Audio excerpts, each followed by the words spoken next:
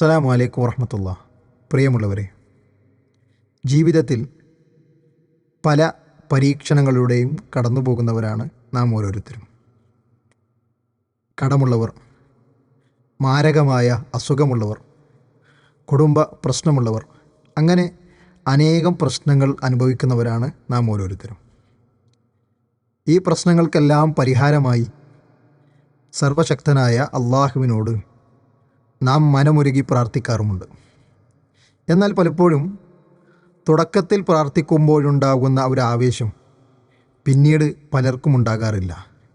ഇവിടെ നാം തിരിച്ചറിയേണ്ടത്, നാം നിർവഹിക്കുന്ന ഓരോ പ്രാർത്ഥനയും ആരാധന കൂടിയാണ്. അദ്ദുആഉ ഹുവൽ ഇബാദ. നബി സല്ലല്ലാഹു അലൈഹി വസല്ലമ പറഞ്ഞത് പ്രാർത്ഥന എന്നാൽ ആരാധനയാണ് എന്നാണ്. ഒന്ന് ആലോചിച്ച് നോക്കുക. 20 വർഷമായി അസുഖം മാറണമെന്ന് പ്രാർത്ഥിക്കുന്ന ആൾ, 40 വർഷമായി കടബാധ്യത തീരണമെന്ന് ആഗ്രഹിക്കുന്ന വ്യക്തി, അതല്ലെങ്കിൽ 20, 25, 30 വർഷമായി മകളുടെ വിവാഹം ശരിയാകണമെന്ന് പ്രാർത്ഥിക്കുന്ന ഒരു ഉമ്മ.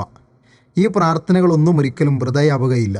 മറിച്ച് ആ ഓരോ പ്രാർത്ഥനകളും ഓരോ ആരാധനയായി അള്ളാഹുവിൻ്റെ അടുക്കൽ രേഖപ്പെടുത്തുമെന്നാണ് നബി സല്ലല്ലാഹു അലൈഹി വസല്ലമ മറ്റൊരു ഹദീസിലൂടെ നമ്മെ പഠിപ്പിച്ചത്, ലൈസ ഷൈഉൻ അക്റമ അലല്ലാഹി മിനദ്ദുആ.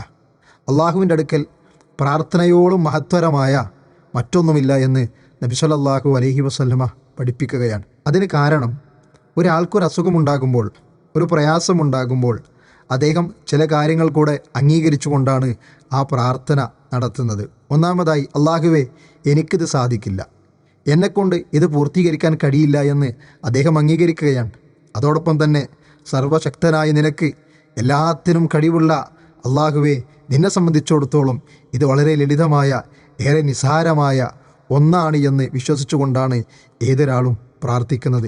വിശ്വാസികളെ, നമ്മുടെ പ്രശ്നങ്ങൾ അത് എത്ര വലുതാകട്ടെ, എത്ര ചെറുതാകട്ടെ, അള്ളാഹുവോട് ആത്മാർത്ഥമായി തേടാൻ നമുക്ക് കഴിയണം. എത്ര കാലം നാം പ്രാർത്ഥിച്ചാലും അള്ളാഹുവിനോട് പ്രാർത്ഥിക്കുന്നതിൻ്റെ പേരിൽ നാം ഭാഗ്യം കെട്ടവരാകുന്നില്ല.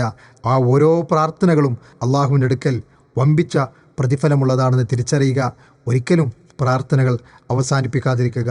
അള്ളാഹു സുബ്ഹാനഹു വ തആല അവൻ ഇഷ്ടപ്പെടുന്ന അടിമകളിൽ ഉൾപ്പെടുത്തി അനുഗ്രഹിക്കുമാറാവട്ടെ.